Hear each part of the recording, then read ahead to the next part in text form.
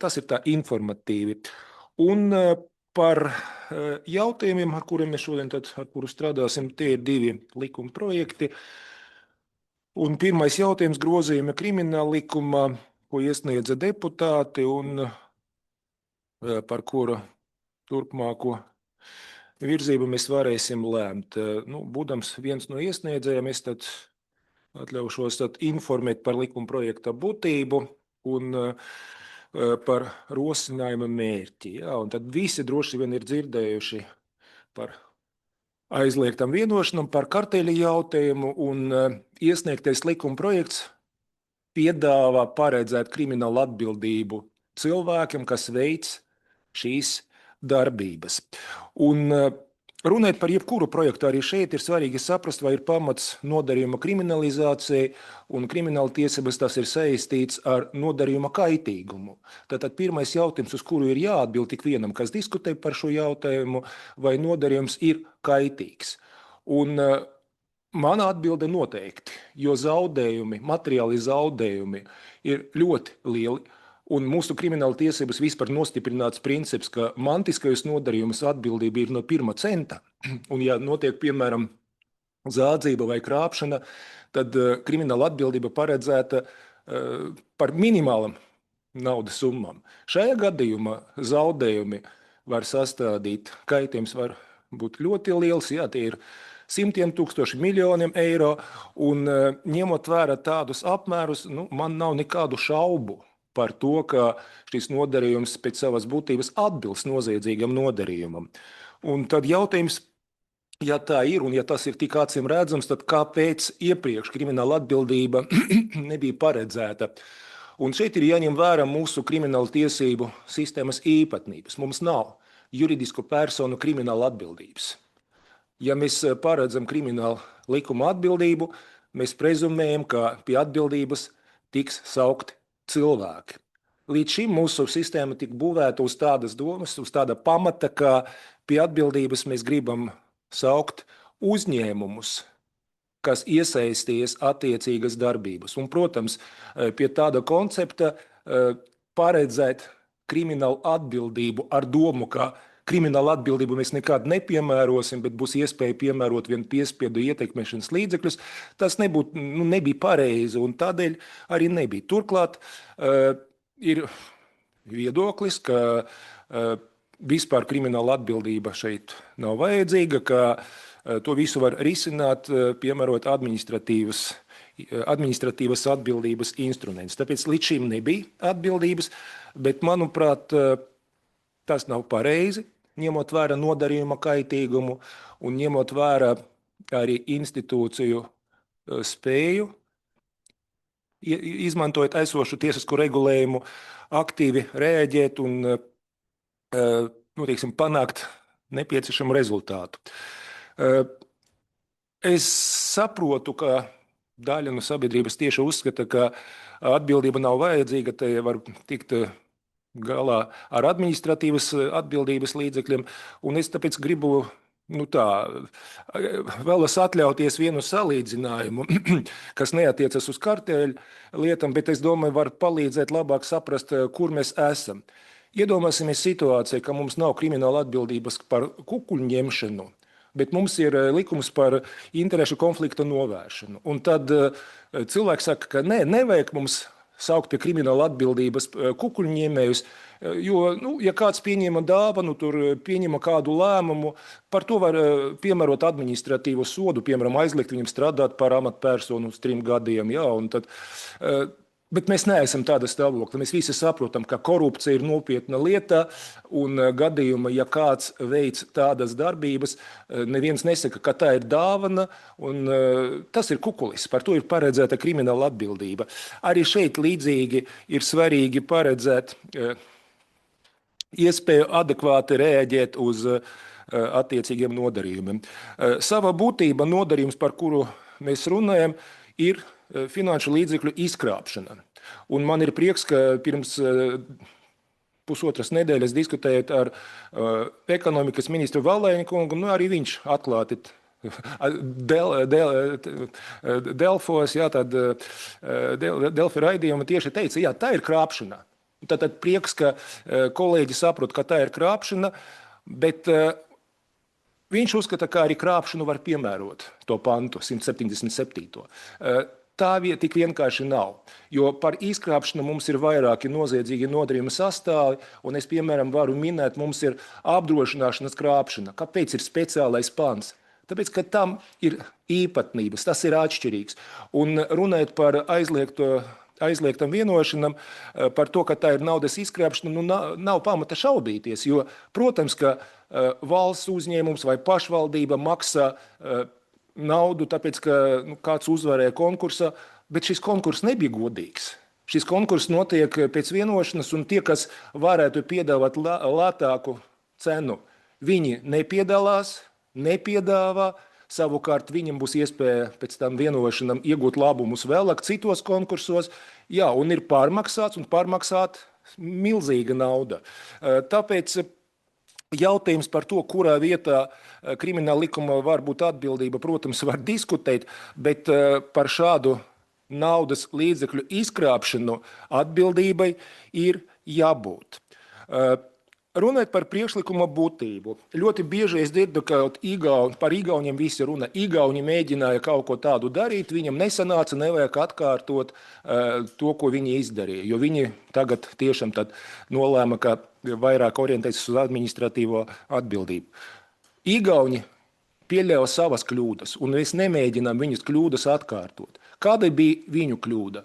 Viņiem tam organizācijām, kas var efektīvi strādāt, liedza strādāt un nodeva šo funkciju institūcijai, policijai, kas nevar efektīvi strādāt. Un tā ir kļūda.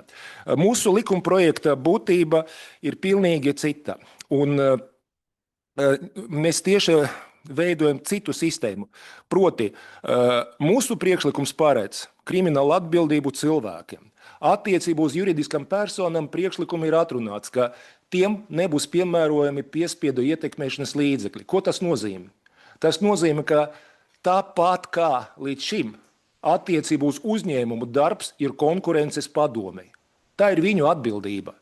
Būtībā mūsu priekšlikums paredz, ka gadījumā, ja konkurences padome konstatēja aizliegtas vienošanas, nolēma, ko darīt ar uzņēmumu, tad konkurences padomes lēmums nepieliek punktu.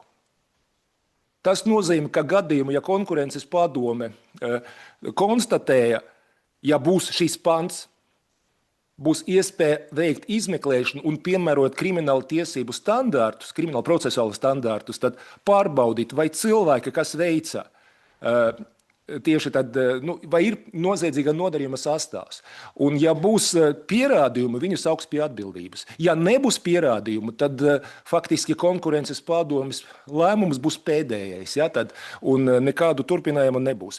Tātad līdz ar to arguments, manuprāt, ka konkurences padome tie grozījumi var kaut kāda veida traucēt, nav nopietns, jo tie nav grozījumi, kas kaut ko atņem konkurences padomei. Tie pārēdz iespēju turpināt darbu, jo ir jāsaprot, ka juridiskas personas ir juridiska fikcija. Juridiskas personas pašas neko nevar izdarīt, ja nav cilvēku, kas veic šīs darbības. Un tiem cilvēkiem, ja var pierādīt viņu vainu, ir jāatbild par izdarīto. Jo citādāk nedrīkst būt. Manuprāt, tas ir ļoti nepareizi un nepieņēmami. Un mūsu projekts tieši paredz strikti norobežot juridiskas personas un fiziskas personas atbildību. Tāpat svarīgi ievērot, ka mēs piedāvājam veidot 212. pantu ar indeksu 2, kas paredz, ka gadījumi, ja cilvēks sadarbojas, palīdz atklāt šādus pārkāpumus, paziņo par tiem, ka viņu var atbrīvot no krimināla atbildības. Tātad būtībā mums ir motivators cilvēkam tad palīdzēt izmeklēšana un nepamatots apgalvojums, ka kriminalizācija var iebiedēt cilvēkus. Es domāju, ka drīzāk krimināla soda neesamība iedrošina rīkoties šādā veidā, zinot, ka nekādas atbildības nebūs. Tā, es atvainojos varbūt garāk nekā parasti, bet es mēģināju ieskicēt likuma projekta būtību, un tagad Es jau atgriežos pie savas funkcijas vadīt sēdi, un es gribu dot vārdu institūciju pārstāvjiem, kas varēs tieši tad paust savu viedokli gan par piedāvātu regulējumu, un iespējams arī par, teiksim, to, kā var uzlabot, ko var darīt citādāk. Nu, protams, arī var kritizēt, tas nav aizliegts. Paldies. Un ņemot vērā, ka arī mums ļoti palīdzēja Tieslietu ministrijas darba grupas darbs, jā, es domāju, ka mēs varam sākt ar Tieslietu ministrijas viedokli. Mums nav identisks priekšlikums, jā, bet būtībā mēs ievērojam tā diskusiju, kas darba grupai ir notikusi. Lūdzu. Labrīt, Indra Aizupa, Dzintara, Tieslietu ministrija. Jā, šī redakcija ir tapusi sadarbībā ar darbu grupu un arī ar prokuratūras un knabu kolēģiem. Faktiski redakcija ir identiska un pēc būtības pilnībā un absolūti no ministrijas puses atbalstāma. Tā atšķirība vienīgi ir saistīta ar šo iepirkumu līguma cenas apmēru. Mēs sākotnēji bijām piedāvājuši 6 miljonus, šobrīd projektā tie ir 100 000. Tā ir izšķiršanās, kādu līguma cenas slieksni mēs šeit ieliekam. 6 miljonus mēs ņēmām par pamatu šo te direktīvu 2014-24, kur ir saistībā ar būvniecību noteikti šie līguma cenas slieksnis, kas ir nedaudz virs 5 miljoniem, bet tas nav izšķiroši. Mēs varam arī runāt un diskutēt par zemāku slieksni, līdz ar ko no Tieslietu ministrijas puses šobrīd ir pilnīgs atbalsts šim projektam un aicinājums tiešām virzīties uz priekšu. Paldies! Paldies, es atļaušos uzreiz varbūt reflektēt. Jā, nu, manuprāt, tie 6 miljoni bija ļoti liela summa, par kuru runāja darba grupa. Un pat, ja mēs paskatīsimies tajā pantā, no kura tie miljoni tad parādies, tur nav 6 miljoni, tur 5 miljoni ar kaut kur 200 000, jā, bet noapaļoja līdz 6 miljoniem, bet tur arī citos punktos daudz mazākas summas. Bet no otras puses, protams, piekrītu, ka tas ir jautājums, par kuru var diskutēt. Kur tas slieksnis var būt? Manuprāt, 6 miljoni, nu, tas ir nesamērīgi augsti. No otras puses, ko svarīgi ievērot? Ja parastā krāpšanā mēs tieši redzam, tad, ka to izkrāpto summu šeit ir cita metode izmantot, aprēķinot, nu, teiksim, nosakot to slieksni, līdz ar to tā summa var būt arī lielāka. Bet nu, tas ir tā, diskutējums jautājums. Paldies! Tālāk gribu dot vārdu tiem, kas piedalījies darba grupā. Jā, es sapratu, prokuratūra piedalījies. Lūdzu, Zemzera kungs. Jā, paldies. Prokuratūra arī atbalsta šos grozījumus. Viņi faktiski, nu, dispozīcijas ir līdzīgi veidotas kā arī pirms 2 gadi piedāvātās. Plus, protams, nāca šis klāta atšķirība par šo lielo apmēru. Un mēs arī uzskatām, līdzīgi kā Tieslietu ministrija, ka tomēr tam apmēram jābūt ievērojami lielākam, jo te ir runa nevis par zaudējumu to summu, bet te ir runa par tā iepirkuma līguma to summu. Tas nozīmē, ka ne jau tās summas apmērā kaut ko tas tie, kas vienojas, iegūs šo summu, bet tā ir tā summas slieksnis, kuras ietvaros notiek šī aizliegtā vienošanās. Un tā virspeļņa no tās iespējamās summas varbūt ir nemaz nav tik liela. Bet, ja paskatāmies mūsu nacionālo regulējumu, tad, piemēram, publisko iepirkumu likumā ir arī šis slieksnis savā veidā jau iezīmēts.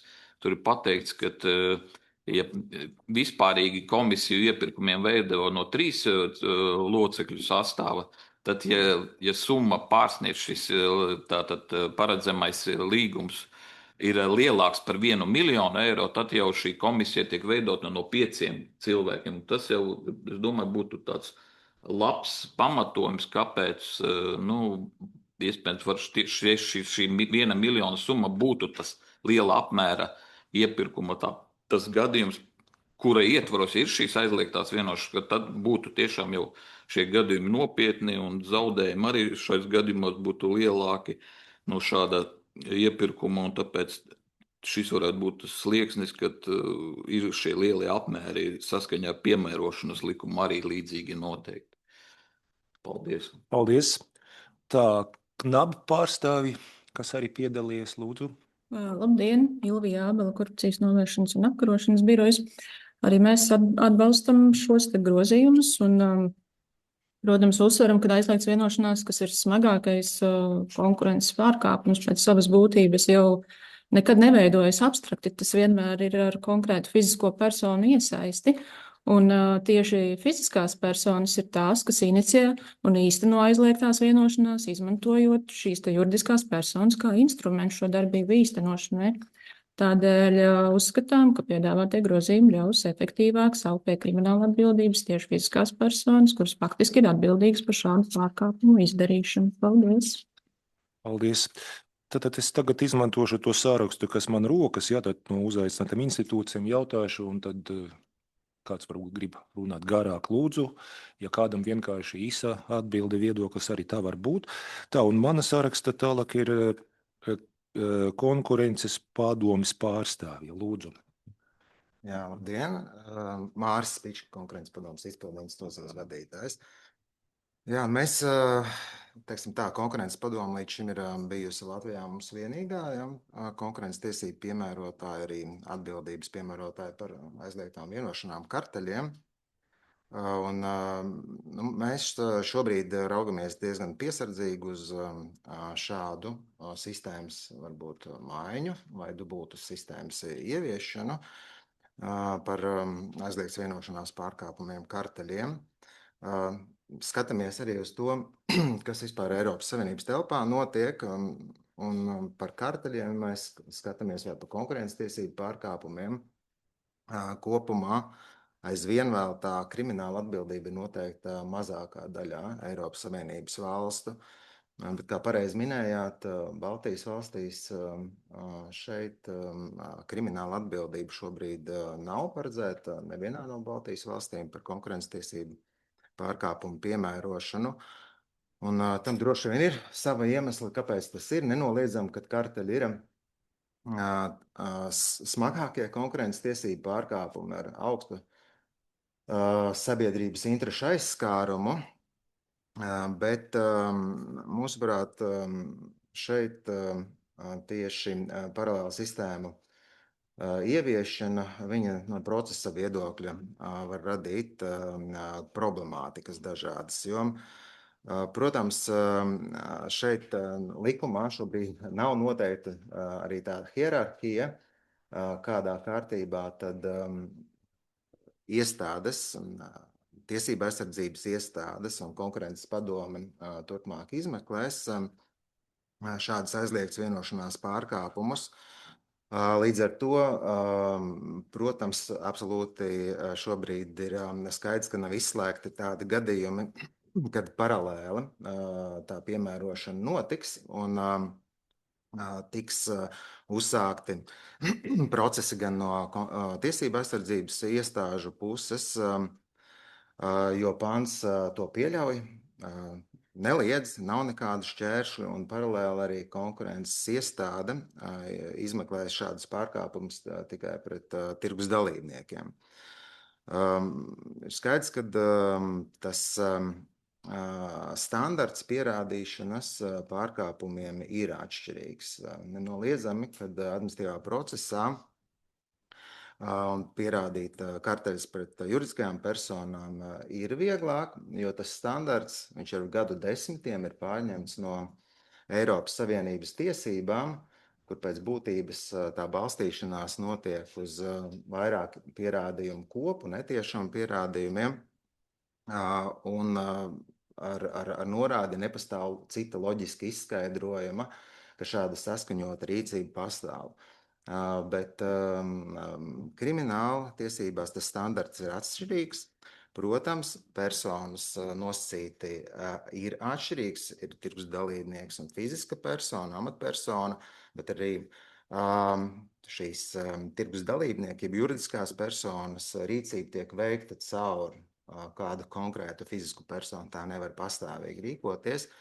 Līdz ar to faktiski konkurences iestāde vērtēs tās pašas fiziskas personas rīcību, konkrēti, kas ir veikta, nonāks pie secinājumiem, kad attiecīgi pārkāpums ir konstatējams ar tās fiziskās personas rīcību, juridiskās personas vai tirgus dalībnieku darbībās, bet no tiesību aizsardzības iestāžu puses šāda atbildība var netikt konstatēta, jo šeit ir atšķirīgs arī pierādīšanas standarts.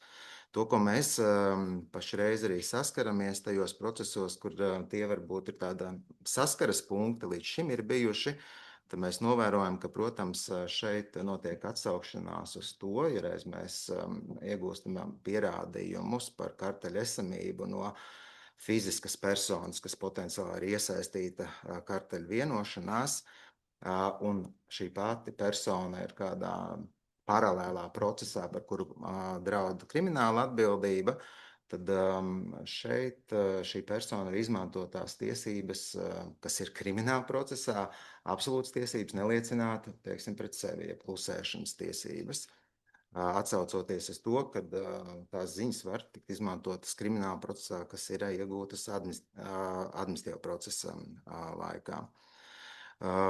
Jā, un tad arī attiecībā uz sadarbošanos ar iestādi šobrīd varētu teikt, ka tā sadarbība ir pietiekami veiksmīga. Iecietības programma pēdējo 10 gadu laikā ir piemērota 18 reizes. Tā nav tikai pilnīga atbrīvošana no atbildības, arī daļēja atbrīvošana, samazinot naudas sodu. Un tas strādājot, tas palīdz iestādēm atklāt šos konkurences tiesību pārkāpumus, ja fiziskas personas ziņo par iesaisti karteļos un izstāsta, kā tas ir noticis, un praktiski stāsta arī par savām konkrēti savu veikto rīcību, lai īstenotu karteli. Jā, un šajā gadījumā, mūsuprāt, šeit arī ir radīsies zināmas tādas neskaidrības un bažas, vai varētu fiziska persona tomēr tā vaļsirdīgi runāt ar konkurences iestādi, ja ne visos gadījumos, vai varbūt šeit ir atšķirīgas, teiksim, piemērošanas standarti, kādos gadījumos tā var tikt atbrīvota no atbildības krimināla lietās. Jā, līdz ar to mēs par šo jautājumu, tad, kad ir runa vispār par konkurences tiesībām un to tālāko pilnveidošanu, tad šos jautājumus mēs esam runājuši arī konkurences padomes konsultīvajā padomē, jo tad tā ir tāda kārtība, varbūt kādā iziet tās iniciatīvas cauri, caur tādu sākotnējo sietu, kur ir dažādas ministrijas un arī sociālie partneri. Un šeit arī tika izteikts tāds viedoklis, kas mūsuprāt ir atbalstāms, kad pirms varbūt tādas sistēmiskas maiņas, jo ar kriminalizēšanu tas tā arī notiktos, ir nepieciešams tāds pilnīgāks izvērtējums, līdzīgi kā tas ir pie konceptuāliem ziņojumiem, kas vismaz būtu jāatklāj tādā pilnvērtīgā anotācijā. Un šeit tad būtu jāiesaistās iestādēm, kas piemēros šo kriminālu atbildību arī konkurences padomē, lai tā kā soli pa soliem izietu šos procesus, savstarpējo sadarbību, un tad varbūt izsvērtu, kur ir tie ieguvumi un kur tie varbūt riski ir, un tad pieņemtu šo, tad būtu ir šis apraksts, un šajā aprakstā tad arī būtu, tad varētu tālāk jau likumdevēji pieņemt izsvērtāku lēmumu par virzību. Līdz ar to, jā, mēs saprotam, jā, tā cīņa ir pret karteļiem, viņa ir nozīmīga, atbalstam, bet šobrīd mēs redzam, ka tai virzībai jābūt, tā virzība ir caur administratīvo procesu, jo šobrīd Saeimā arī ir iesniegti grozījumi konkurences likumā, kas paredzēs amatpersonu administratīvo atbildību. Tad tas ir tas iztrūkstošais posms, kas vēl nebija, jo tad ir atbildība gan tirgus dalībniekiem, gan šobrīd paredzēta būs, ir iesniegt grozījumi par amatpersonu atbildību, un konkurences padome arī sniedz atbalstu publiskajiem pasūtītājiem pie zaudējuma aprēķināšanas. Bet tas ir viss, teiksim tā, koncentrēts vienas iestādes rokās, kam ir tā zinātnība, lai tā kā izmeklētu šāda veida arī pārkāpumus. Jā, nu, tas tā kā būtu. Paldies. Es vēlos tikai vērst uzmanību, ka jautājums ir dienas kārtība 4 vai 5 gadus, jā, un teikt, ka jums nebija laika izvērtēt, es domāju, ka, diskutābli, jā, tad, jo bija sākuma tieslietu ministrijas, tur darba grupa sākuma prokuratūra rosinājums, jums bija visas iespējas no visām pusēm vērtēt. Bet man ir viens precizējušs jautājums, tad es saprotu, jums ir bažas, ka krimināla procesa kaut kāda veida var traucēt, un jūs sakat, ka šeit likuma nav norādīts par to, ka tas netraucēs. Es gribu vērst uzmanību, tas ir krimināla likums. Mēs šeit nerakstam, kā organizēt procesu, bet es neizslēdzu, ka atbalstot šo projektu, mēs varam domāt par to, kā vēl krimināla procesa striktāk, skaidrāk noteikt, kā tie procesi notiek, jā, tad, lai tiešām nebūtu konkurence starp konkurences padome un izmeklēšanas iestādi. Jo es stāstu par to, ka projekta mērķis nepieļaut tādu konkurenci. Bet man ir jautājums, ja es pārformulēšu citādāk, tad ja mēs krimināla procesa likumā arī nostiprinājam, ka būtībā 2 iestādes nestrādā vienlaikus ar vienu lietu. Ja jūs strādājat, tad izmeklēt, es tā arī stāstīju, ka jūs pabeidzat darbu, viņi uzsaka savu darbu. Un ja būs atbilstošie pierādījumi, būs sekas. Nebūs, tad nebūs. Mēs varam padomāt, kādu nostiprināt.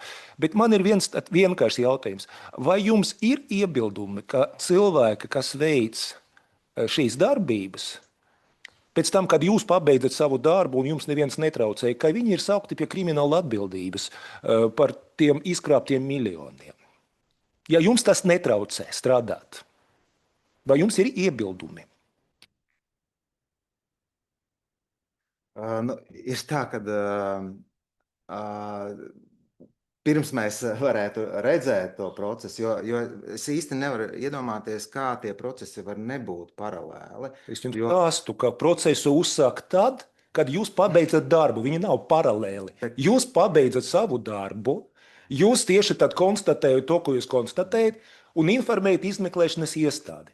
Pat labi izmeklēšanas iestāde var teikt, paldies, bet pie jauna regulējuma viņi var turpināt jūsu uzsākto un noslēgto darbu citā līmenī. Tas netraucē jums.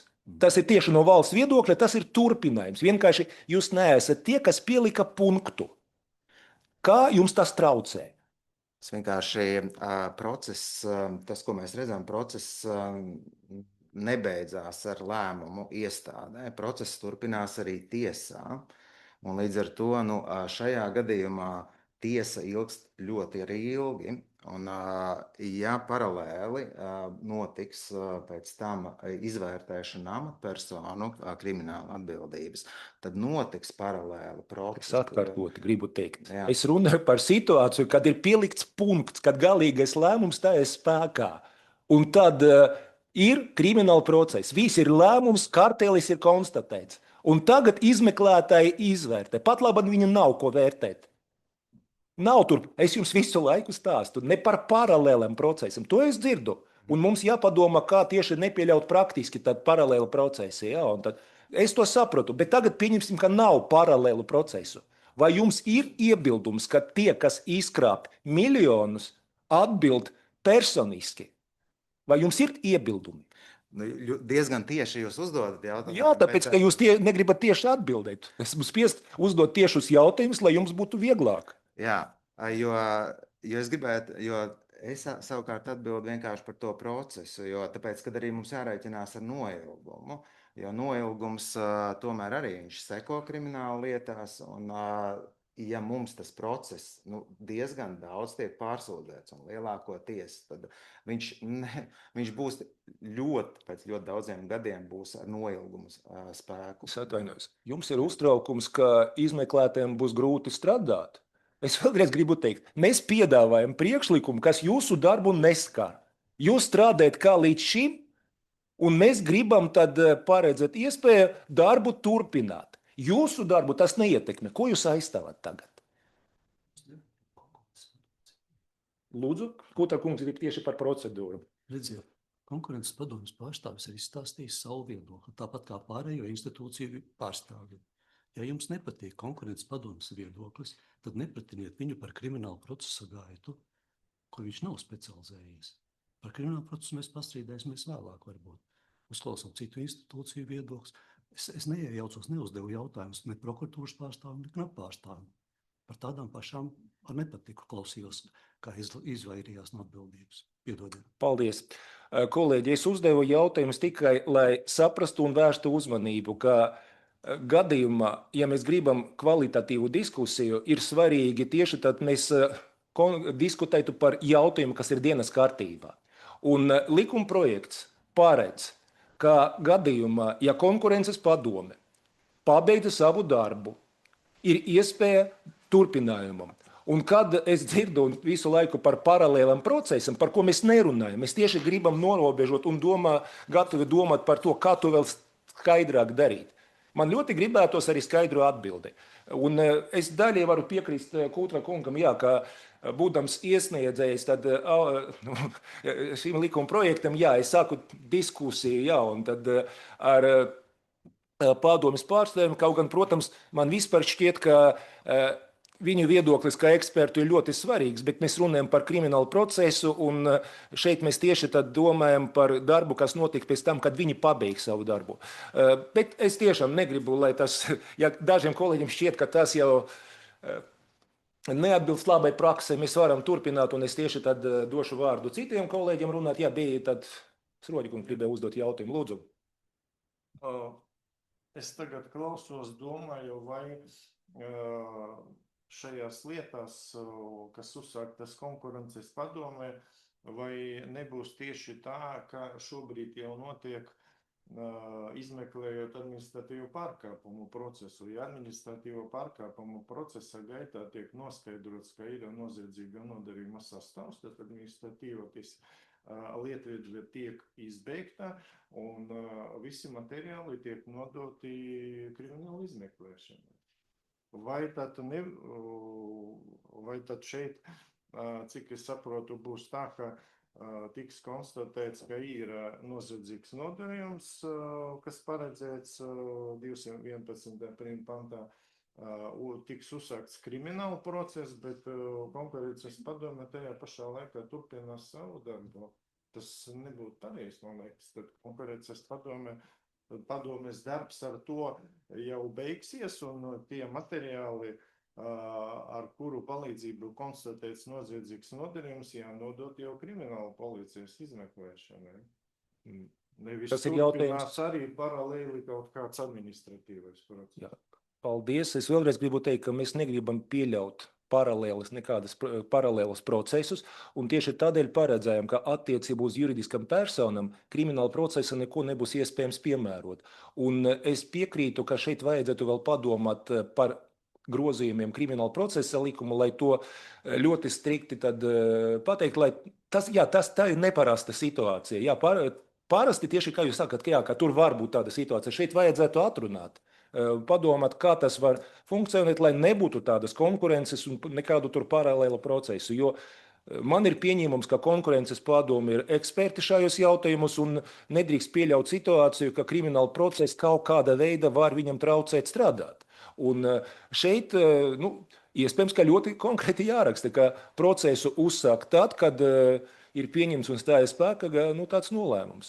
Par to varam diskutēt. Es tiešām domāju, ka mēs nevaram, tā ir viena no tādām pieejām, kad mēs sākam diskutēt uzreiz par visu, kā labāk rakstīt, un mēs tā detaļas varam tad pazaudēt ideju. Es piedāvāju tagad par kriminālu procesu neuzsākt, bet jautājums ir kāds, ka ja mēs atbalstam šo projektu virzību, domāsim par to, kā procesuāli rīkoties, bet paralēlus procesus nedrīkst pieļaut. Šeit es piekrītu, tad mēs atkārtosim Igaunijas to situāciju, ja mums būs divi procesi un tur nebūs normālas sadarbības. Es mēģināju atbildēt. Lūdzu, Kalniņas kundze. Papildināt tieši tātad attiecīgi administratīvais process tiek uzsākts pret juridisku personu un attiecīgi kriminālu pārkāpums, ja tiks konstatēts, ka tiešām ir bijusi šī aizliegtā vienošanās, tikai tad vēršās pret vainīgo fizisko personu. Līdz ar to šeit nav tā vērtēšana pēc smaguma pakāpes, bet gan pēc šī pārkāpuma sastāva. Un subjekts ir katrā no tiem cita persona.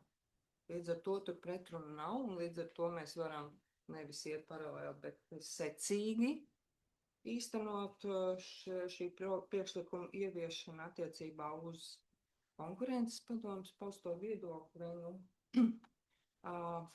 Tā paralēlā sistēma mums īsti nebūs, jo mums ir nodalīts personas, kas attiecīgi būs administratīvo pārkāpumu veikušas un attiecīgi fiziskās personas kriminālu pārkāpumu. Un tas, kā atbildība būtu gan vieniem, gan otriem, tad jūs arī ar saviem priekšlikumiem, kā administratīva atbildība būtu fiziskām personām, amatpersonām jānosaka. Tātad tur pretruna nav. Savukārt mūsu priekšlikums ir tajā, ka ņemot vērā sabiedrības bīstamības pakāpi attiecībā uz fiziskām personām, kas ir reāli šo te darbību iniciators, veicējs, organizators, ņemot vērā šo pastiprināto smaguma pakāpi, attiecīgi līdz ar to ir jāpāriet jau krimināla tiesību kontekstā, un tas būtu dīvaini, ja konkurences padome pateiktu, nē, mēs par bīstamiem pārkāpumiem nepieļausim kriminālu procesu, jo jebkurā pārkāpumā mēs vērtējam šo smagumu pakāpes. Paldies! Paldies, kolēģi! Tālāk es skatos, man sarakstā ir ekonomikas ministrija, lūdzu, vai ir viedoklis? Jā, labdien, ekonomikas ministrija. Ekonomikas ministrija, protams, piekrīt, ka karteļi ir smagākie konkurences tiesību pārkāpumiem un jāmeklē veidi, kā viņus izskaust. Un ka vēršanās pie amatpersonu atbildību, nosakot atbildību amatpersonām, tas varētu būt arī viens no virzieniem, kā to risināt. Vienlaikus ekonomikas ministrija ir tāds filozofiski atšķirīgs redziens par to, kā šī atbildība būtu nosakāma, un šeit mēs esam līdzīgās domās kā konkurences padome, kad visi šie konkurences tiesībām saistītie pārkāpumi, viņi būtu tā kā izskatām risinām viena procesa ietvaros, konkrēti administratīvā procesa ietvaros. Un kad visi šīs darbības būtu jāveic konkurences uzraudzības iestādē, konkurences padomē, kas tiešām ir eksperti un profesionāli konkurences jautājumu izskatīšanā. Un tieši šī iemesla dēļ mēs arī esam sagatavojuši grozījumus konkurences likumā, kas šobrīd atrodas Saeimā izskatīšanai Tautssaimniecības komisijā. Un mēs kā reizi piekrītam, ka amatpersonu atbildība ir nosakāma, bet mēs to piedāvājam risināt ar šiem grozījumiem konkurences likumā. Paldies. Man ir viens precizējušs jautājums. Es nezinu, vai jūs varēsiet atbildēt. Vienkārši ar ekonomikas ministru diskutējot, tad viņš pauda viedokli, ka aizstāvot idejiski to pašu, ko jūs sakat, bet viņa doma bija tā, ka šeit var pabeigt administratīvu un pēc tam, lai prokuratūra par krāpšanu sauc pie atbildības. Tad, tāda ir viņa doma. Tad, lai kriminālais notiek, bet pēc esošiem pantiem. Vai jūs varat kaut kādā veidā komentēt? Bet iespējams... Paldies. Jā, lūdzu, Krastes kundze. Jautājums, komentārs. Es vēlreiz vienkārši uzsverot, ka tiešām šī piedāvājuma mērķis nav nekādā mērā traucēt konkurences padomes darbu. Un joprojām šī juridisko personu sodīšana paliktu administratīvā procesa ietverā. Un mēs pat esam veidojuši šo piedāvājumu tā, lai tas netraucētu arī iecietības programmas darbībai. Bet man liekas jautājums, kas mums šodien jāizlemj, ir viens, vai vajag vai nevajag fiziskai personai krimināla atbildību par aizliegtu vienošanos iepirkumos, ņemot vērā to kaitīgumu. Un jūs tikko minējāt arī konkurences likuma grozījumus iesniegtos, kas, manuprāt, arī nav pretrunā šim piedāvājumam.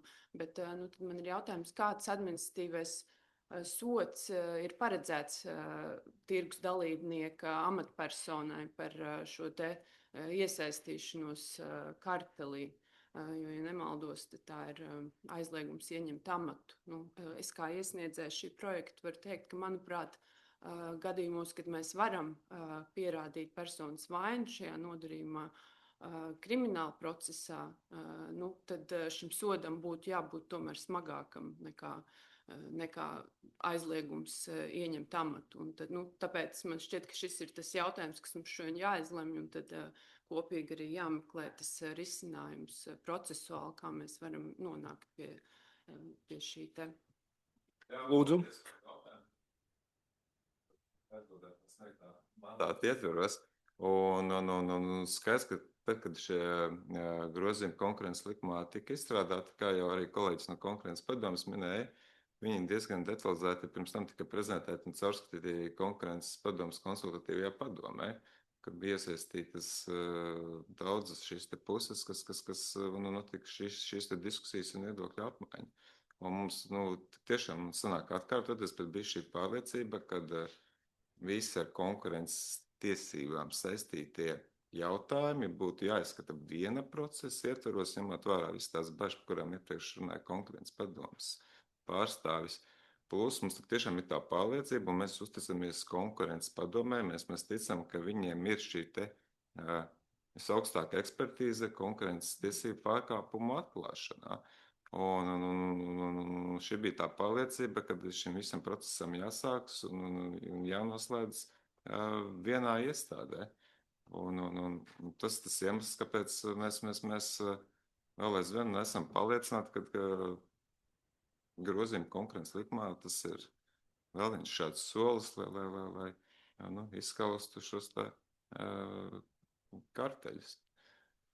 Paldies, es tikai gribu vērst uzmanību. Jautājums bija par kaitīgumu. Un, ja ir kaitīgs nodarījums, tad vai sods aizliegums ieņemt amatu ir atbilstošs. Bet par vienu iestādi, bet mēs par riņķi varam staigāt. Paldies jums par atbildi. Tā bija replika no manas puses. Lūdzu, Aizupes Dinteres kundze. Es vēlos, laikam, bišķiņ fokusu mainīt. Mēs ļoti plaši runājam par paralēliem procesiem, par juridiskām personām, par administratīvā procesu amatpersonām. Viss pareizi, bet par ko ir projekts? Projektam ir cits fokus. Projekts attiecas uz šīm pašām amatpersonām, kuras konkurences likumā šajos grozījumos ir paredzēts administratīvajā procesā, bet ja šis slieksnis sasniedz krimināla atbildības slieksni, tad mēs runājam tikai un vienīgi tad par amatpersonām. Turklāt mēs aizmirstam, ka kur tad līdz šim ir tā problēma bijusi? Bez juridiskām personām un juridisko personu amatpersonām šajos konkurences pārkāpumos pie aizliegtajām vienošanām ir vesela virkne, un tas ir praksē zināms, darbojas personas, kas nav juridisko personu amatpersonas. Ir Jānīši, Pēterīši, kas nav šīs amatpersonas un ko konkurences likuma grozījumi vispār neskar, un tas ir tas fokus, par ko ir atbildība. Tāpēc bišķiņi sašaurinām un runājam par lietas būtību. Jā, paldies. Manuprāt, ļoti vērtīgs atgādinājums, jo es arī redzu, ka negribot sāku runāt plašāk, bet kolēģi tiešām tad mūsu jautājums par to, vai drīkst saukt cilvēkus pie atbildības un vai piedāvājums ir labs. Mēs nerunājam par to, cik labi strādā konkurences padome, jo mūsu mērķis paredzēt atbildību cilvēkam, nevis kaut kādā veidā ierobežot iespēju konkurences padomē strādāt. Un tāpēc es aicinu arī visus, kas turpmāk runās, fokusēties uz jautājumu, tieši par kuru mēs runājam. Ir, redzu, pacelta roku, lūdzu, Kinces kundze. Tātad par kriminālu likumu. Jā, labdien, paldies. Mēs joprojām, ja mēs atceramies diskusiju tajos pašos Delfos, kur jūs diskutējāt kopā ar ekonomikas ministru, izskanēja stāsts par to, ka aizliegt vienošanās publiskajos iepirkumos pēc būtības ir krāpšana. Un līdz šim brīdim īsti mums nav radusies pārliecība par to, kāpēc nav iespējams piemērot krāpšanas pantus. Jūs piesaucāt šodien šo līdzību ar interešu konfliktu novēršanu valsts amatpersonu darbībā. Tad ir jāsaka, ka tur arī ir paredzēts arī administratīvā atbildība un arī krimināla atbildība. Bet tad paņemot līdzību ar zādzību, zādzība ir zādzība, neatkarīgi no tā, vai tā ir izdarīta piemājas veikalā vai lielā tirdzniecības centrā. Pēc būtības šajā gadījumā, tad, kad notiek karteļa veidošana, tā ir krāpšana ar mērķi izkrāpt publiskos līdzekļus, vai jebkādus citus līdzekļus.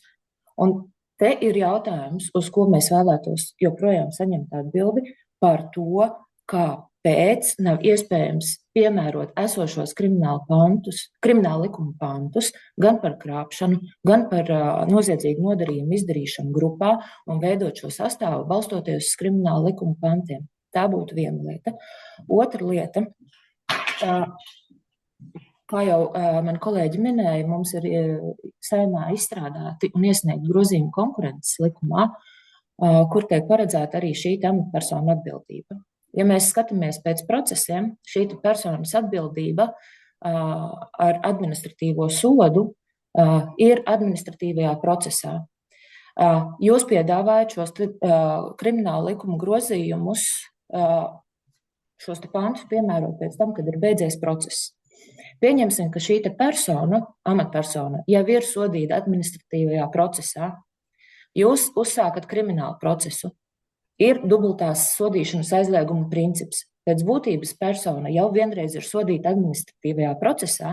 Jautājums, kādā veidā jūs sodīsiet šo personu, ja ir dubultās sodīšanas aizlieguma princips. Un līdz ar to, manuprāt, mums vajadzētu, un tas būtu arī lūgums no ekonomikas ministrijas, ņemot vērā to, ka 22. janvārī juridiskā komisija ir noteikti par atbildīgo konkurences likuma grozījumiem, skatīt arī pēc iespējas ātrāk komisijā šos grozījumus konkurences likumā. Paldies! Paldies. Es gribu vērst uzmanību. Likumi ir atrunāts jautājums par to, ko darīt, ja ir administratīva un krimināla atbildība. Gadījumā, ja piemēro krimināla atbildību, administratīvu sodu atceļ, tas ir noregulēts jautājums. Un saistībā ar jūsu uzdotu jautājumu, kāpēc krāpšanu nepiemēroja, protams, ja var jautāt arī piemērotājiem, tad kāpēc viņi nerīkojas, bet es gribu vērst uzmanību, ka mums likumi ir vairāki krāpšanas veidi. Un šodien mēs runājam par tādu specifisku veidu, kas līdz šim nebija aprakstīts. Bet, piemēram, lai piemērotu sodu par krāpšanu, kas saistīta ar digitālo vidi, mums ir datorkrāpšana speciālais veids. Tur cits nosaukums, bet pēc būtības mēs tā saucam.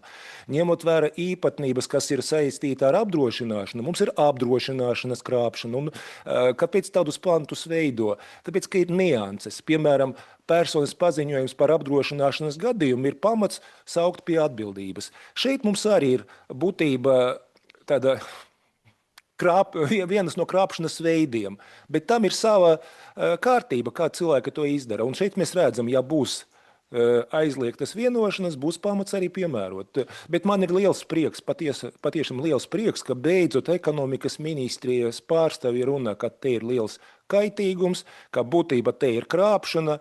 Vienīgais, ka viņi grib saglabāt iespēju nepiemērot sodu. Tā ir tā mazā atšķirība, ko es domāju, mēs varēsim pārvarēt.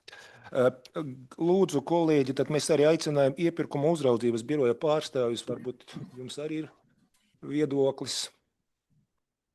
Jā, labdien! Man Grabēniece iepirkuma uzraudzības birojas.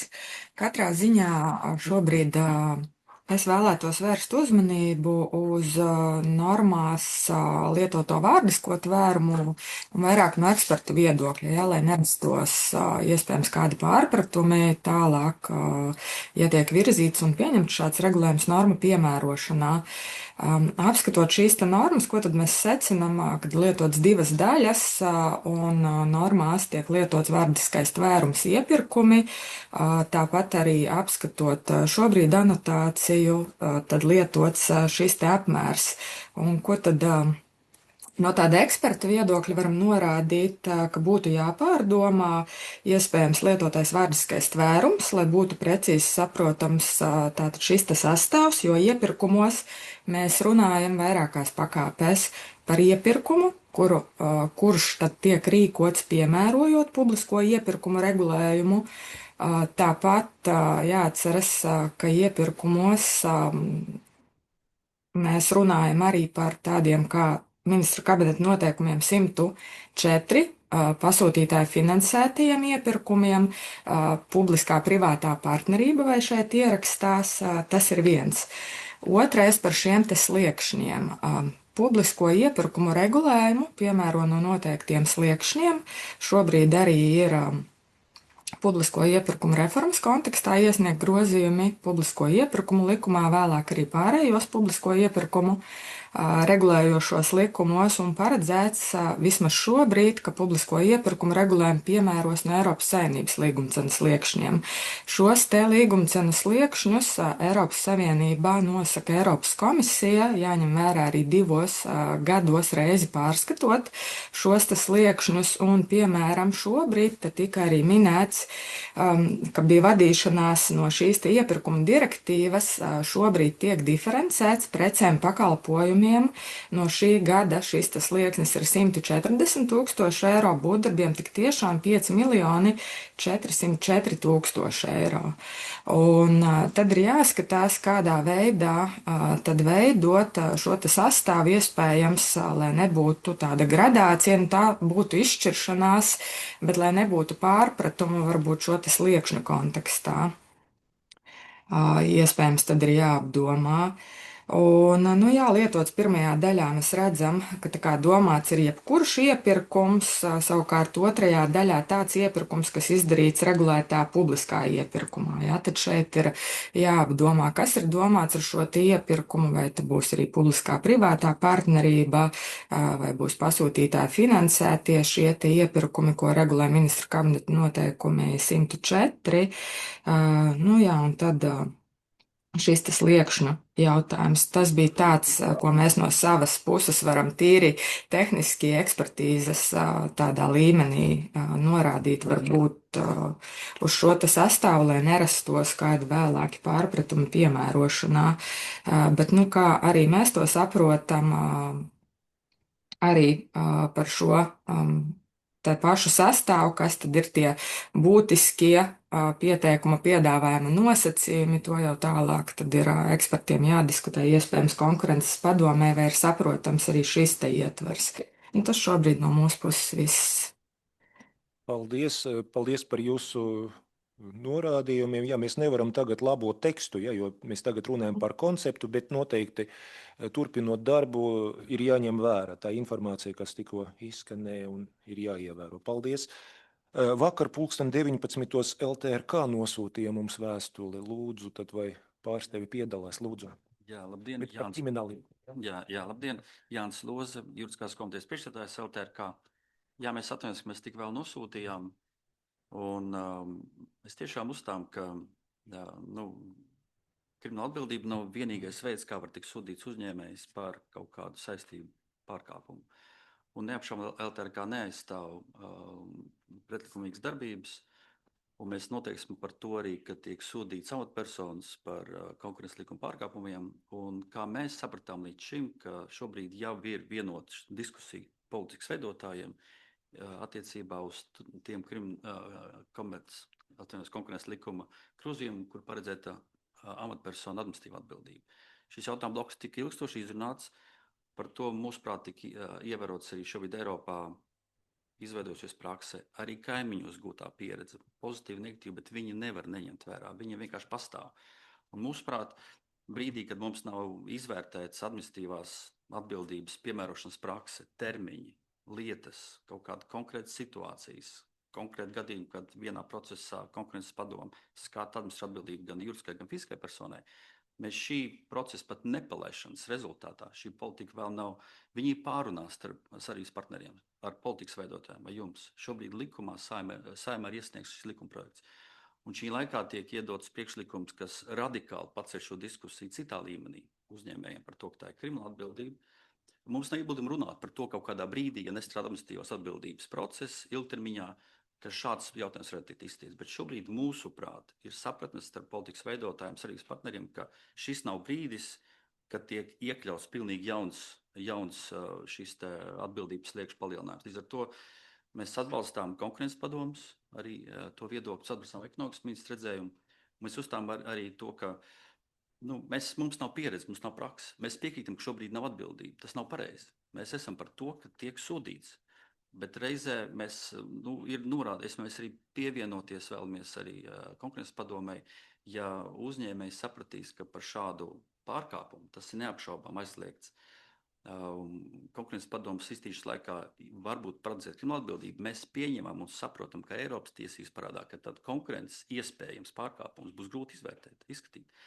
Tas ir mūsu viedoklis. Mēs saprotam jūsu vēlmi, mēs saprotam politikas veidotājiem, saprotam redzējumu, ka, ja soda, tad vienīgais pārkāpums tikai un vienīgi krimināla atbildība. Mēs uzskatām, ka ņemot vērā Eiropas praksi, tieši konkurences tiesības, ka ir ļoti specifisks pārkāpums, kur iesaistīts korporācijas, kur iesaistīts tiešām juridisko personu intereses, ir prakse, ka šādas atbildības veidi neaiziet pirmajā solī uz kriminālu atbildību. Jā, tas ir mūsu redzējums, mēs saprotam jūsu piedāvājumu, mēs viņu uzstām par pāragru, mēs lūgtu tomēr pieņemt likums. Jūs varat palielināt, es redzu, ka jūs uzstāt, ka ir par mazu par to, ka aizliegt ieņemt atbildību, uzlieciet sodus. Mēs nekomentējam sodu apmēru amatpersonām, tas ir jūsu politikas veidotāju uzdevums. Bet šobrīd šī saskaņot procesu vidū ielikt ar palielināšanu, mūsuprāt, tas ir pāragri.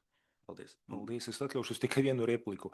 24. gadā, kad es iesniedzu priekšlikumu, es dzirdēju tādu pašu argumentu. Tas ir par agru, mums vajadzētu padiskutēt. 2 gadi, mēs diskutējam un tagad atkal vajag diskutēt. Tas ir replika. Es arī saprotu jūsu pozīciju.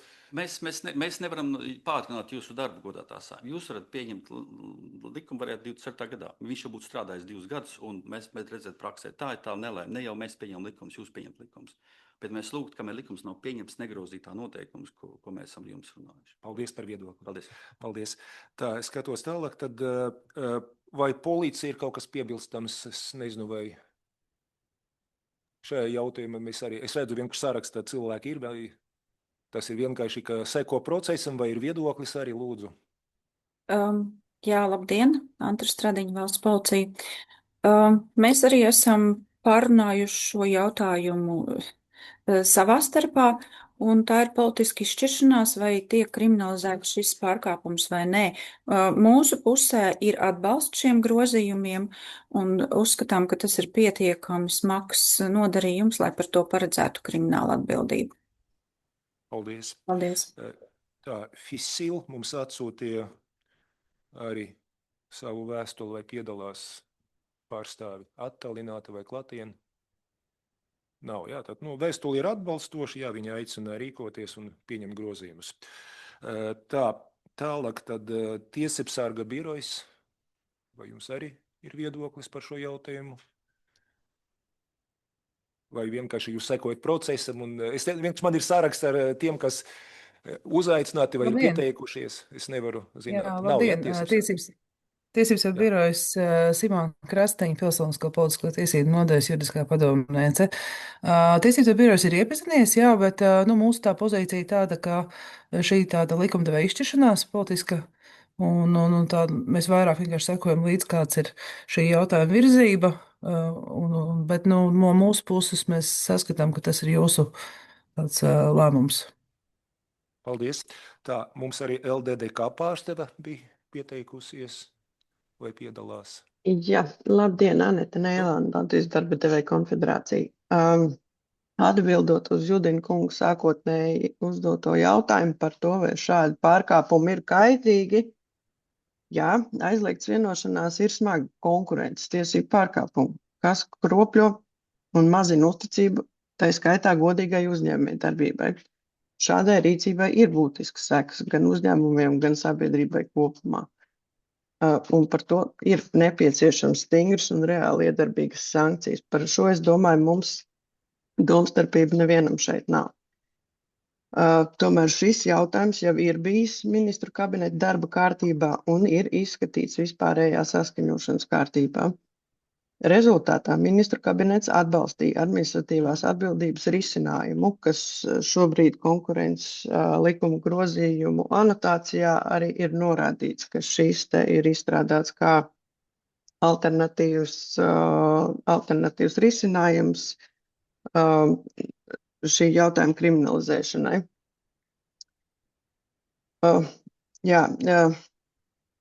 Vienlaikus, kas arī, par ko arī LDDK iepriekš jau, tad, kad iebildums izteica iepriekšējās šī jautājuma skatīšanas reizēs, ir norādīts jau, ka, ja tiek virzīts jautājums par kriminālu atbildības noteikšanu, šis jautājums ir jāvirza vispārējā, pilnvērtīgā normatīvā procesā, vispārējā kārtībā, nodrošināt pilnvērtīgu ietekmes izvērtējumu un institucionālu un sociālo partneru diskusiju tā skaitā. Uz doto brīdi neredzam pamatu atkāpties no šī te izvēlētā virziena. Kopumā aizliegt vienošanās izvērtēšanu pēc savas būtības ir konkurences tiesību jautājums, kas prasa specifisku tirgus analīzi un nozares izpratni. Konkurences padome savos publiski paustajos viedokļos ir norādījusi, ka šāda veida pārkāpumi visefektīvāk ir risināmi konkurences uzraudzības sistēmas ietvaros. Līdz ar to mēs LDDK paļaujamies uz šo profesionālo izvērtējumu un aicinām turpināt darbu pie administratīvās atbildības modeļu pilnveides. Paldies! Paldies! Paldies, kolēģi, vai kāds grib izteikties, kuram es varbūt nepiedāvāju vārdu? Deputāti, lūdzu. Jā, Kultrakungs. Jā, kolēģi, nerunāsim šobrīd varbūt par tekstu, tas jau uz otro lasījumu, ja viņš iet, jautāsim konceptuāli par šo lietu. Atcerieties, ka pirmkārt šādu aizliegtās vienošanās kriminalizēšanu noraidīja 99. gadā, ja nemaldos. Pirmoreiz, kad skatīja. Otrais, kad skatījām 24. gadā, arī tika noraidīts šeit Saeimā. Un toreiz saruna pie galda bija ļoti līdzīga.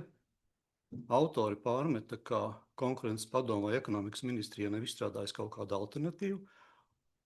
Toreiz bija teikts, ka vajag vienoties vispirms tirgus speciālistiem, kas pārzina tirgu. Bet mūsu, teiksim, tie, kas gribēja šo darbību kriminalizēt, uzstādījums, bet to fizisko personu, amatpersonu vajag taču sodīt.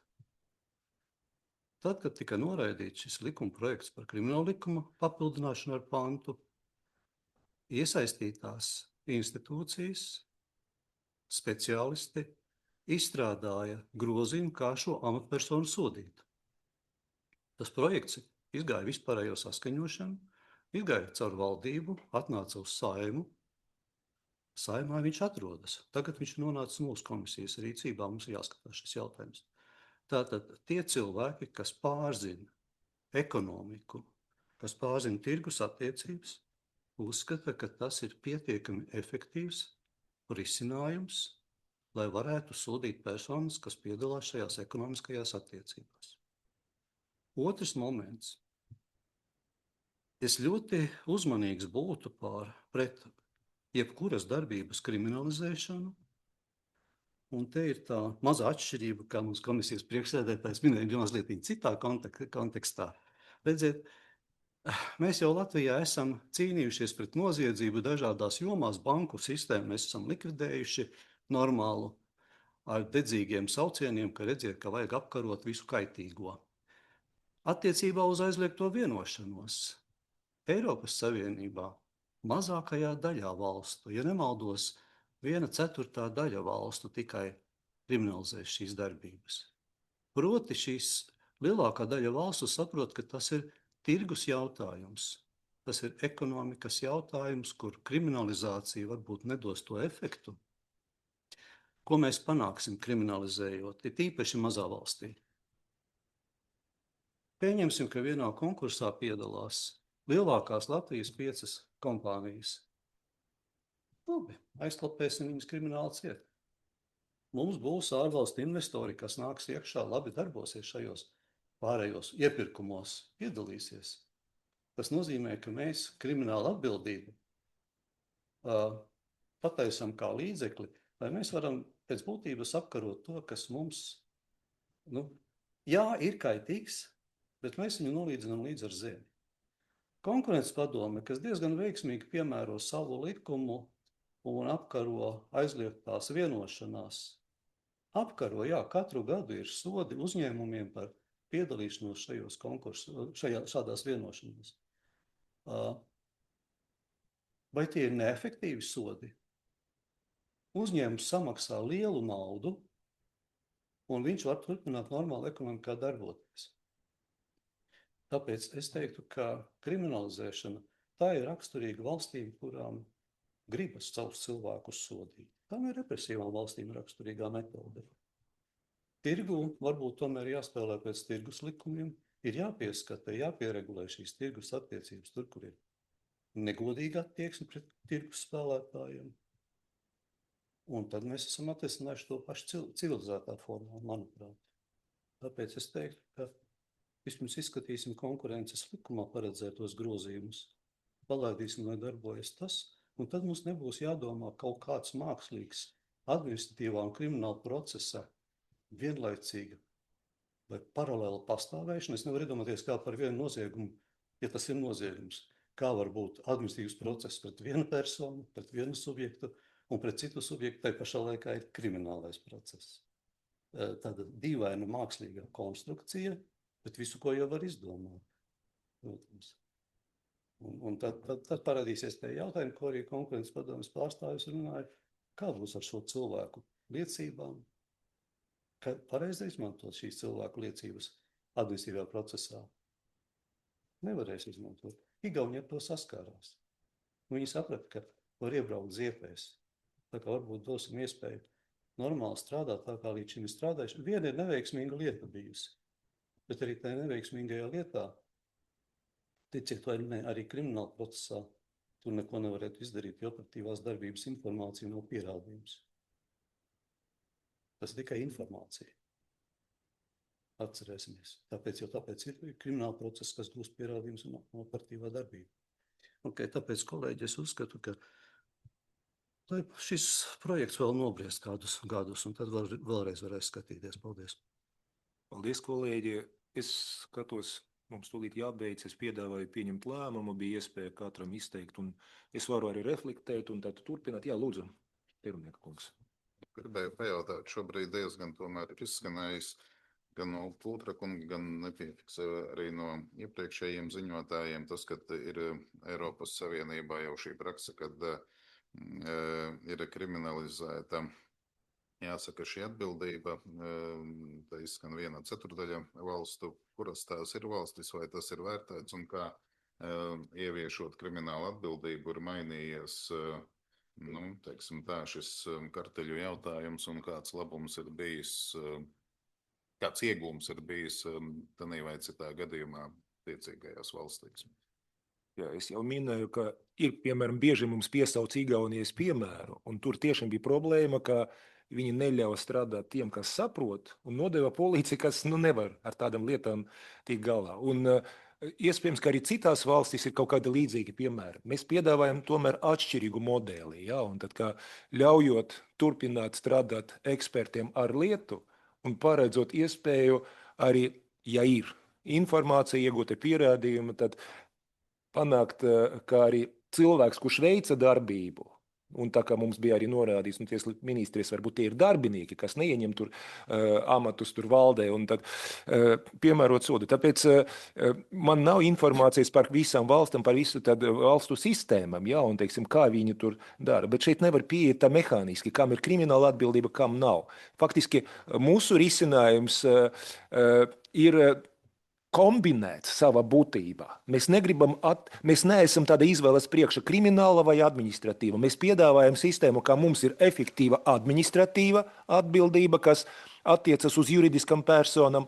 Vienlaikus pastāv iespēja identificēt to cilvēku, kura vaina ir pierādīta, saukt pie atbildības. Tagad cīņa par to, vai tāds cilvēks, kurš izdarīja, kura vaina ir pierādīta, vai viņam ir jāatbild vai nē, pašam. Ne tikai, vai tas, to, ko viņš dara, ir tikai finansiālais risks, vai arī iespēja tikt sodītam. kolēģi, es piedāvāju pieņemt lēmumu, jā, un tad, jo tiešām tad mums jāslēdz darbs, tad lūdzu, tad nobalsosim par likuma projektu atbalstīšanu un nodošanu juridiskai komisijai. Kas par? Tad lūdzu. Kas pret? Kas atturās? Tā, kas mums attālināti ir? Es esmu attālināti Selma Levrenci par. Tā, tad, kā mums sanāk, tad 4 par, 3 atturēs. Jā, tad atbalstīts. Paldies, kolēģi. Un tad otrais jautājums, otrais likuma projekts ir saistīts. Mums svarīgi noteikt arī slieksni, ja, teiksim tā. Un, kā es jau teicu, nu, redzot miljonus, jā, mēs piedāvājam 100 000, jā, un tad es aicinu arī atbalstīt šos grozījumus, jo nu, tie ir savstarpēji saistīti. Jo citādāk liela apmēra būs 50 minimālas mēneša algas, jā, un tad šeit mēs tieši domājam, ka tam apmēram jābūt lielākam. Vai kāds grib uzdot jautājumus? Kolēģi aicinu balsot. Kas par? Paldies. Kas pret? Kas atturās? Tā, un kā balso Levrenetes kundze? Es par. Paldies. Tātad arī tas ir atbalstīts. Nu, turpināsim diskusiju juridiskajā komisijā. Paldies, kolēģi, par darbu, jā, un es ļoti ceru, ka to, ko mēs dzirdējam, nu, tas tiešām paliks, mēs vērsīsim uzmanību. Es dzirdu argumentus, un tieši tad, to, ko es šodien visu laiku atkārtoju, tas bija mēģinājums pateikt, es dzirdu jūsu bažas par to, ka nedrīkst pieļaut paralēlus procesus, un es meklēju un domāju par risinājumu. Un es aicinu jūs arī būt konstruktīviem un nepiesaukt argumentus, kas neatiecas uz jautājumu un kas būtībā nav vērsta uz jautājumu efektīvāku risināšanu. Paldies visiem par dalību, un tad pēc 15 minūtēm juridiskas komisijas sēdē.